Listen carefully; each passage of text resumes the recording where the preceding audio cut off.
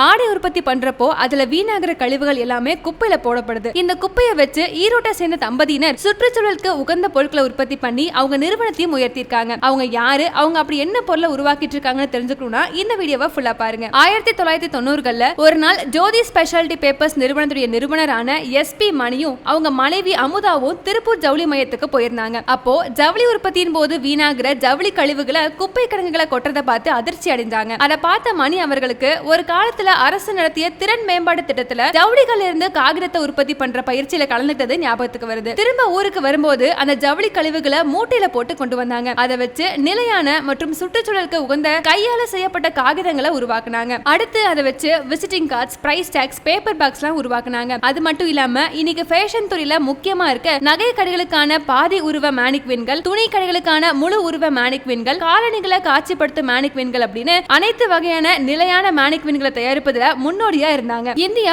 ஆண்டுதோறும் சுமார் 7.8 billion ton ஜவுளி கழிவுகளை உருவாக்குது. உலகளாவிய மொத்த கழிவுகள்ல இது சுமார் 8.5% இருக்கு. அந்த சமயத்துல மணி மற்றும் அவங்க குடும்பத்தினர் ஃபேஷன் பிராண்டுகளை சந்திச்சு ஃபைபர் கிளாஸ் மற்றும் பிளாஸ்டிக் மேனிக்வின்களுக்கு மாற்றா இவங்களோட ரீசைக்கிள்டு பேப்பர்ஸ்ல இருந்து தயாரிக்கப்பட்ட மேனிக்வின்களை வழங்குவதற்கான வாய்ப்பா பயன்படுத்தினாங்க. 2010ஆம் ஆண்டு தனிஷ் நிறுவனம் நகைகளை காட்சிப்படுத்துறதுக்கு கழுத்தளவு உள்ள மேனிக்வின்களை வேண்டி இவங்களை அணுகுனாங்க. அன்னிலிருந்து ஒவ்வொரு வருஷமும் 10,000 இருந்து 15,000 வரைக்கும் கழுத்தளவு உள்ள மேனிக்வின்களை அவங்களுக்கு விற்பனை பண்ணிட்டு இருக்காங்க. இது வரைக்கும் கிட்டத்தட்ட 2 லட்சம் மேனிக்வின்களை விற்பனை பண்ணிருப்பாங்க. இன்னைக்கு ஜோதி ஸ்பெஷாலிட்டி பேப்பர்ஸ் நிறுவனமானது உலகளாவிய மறுசுழற்சி தரநிலையில சான்றிதழ் அளிக்கப்பட்ட பருத்தி காகிதம், பலகை மற்றும் மேனிக்வின் உற்பத்தியாளரா இருக்காங்க. பருத்தி, கந்தல் அல்லது சணல் மாதிரி நார்ச்சத்து நிறைஞ்ச ஜவுளி கழிவுகளை வச்சு தயாரிக்கிற அடர்த்தியான மற்றும் உறுதியான காகித கூழ்களை கனமான மேனிக்வின்களை தயாரிக்க பயன்படுத்துறாங்க. மெல்லிய நீர்த்த கூழ் கலவைகள் இலகுவான மேனிக்வின்களுக்கு பயன்படுத்தப்படுது. அதுக்கப்புறமா அது சூரிய ஒளியில இயற்கையாகவே உலர்த்தப்படுது. இதனால ஆற்றல் மிகுந்த அடுப்புகளோ அல்லது தொழில்துறை உலர்த்திகளோ நமக்கு தேவைப்படுறதில்ல. ஒரு மேனிக்வினை செஞ்சு முடிக்க கிட்டத்தட்ட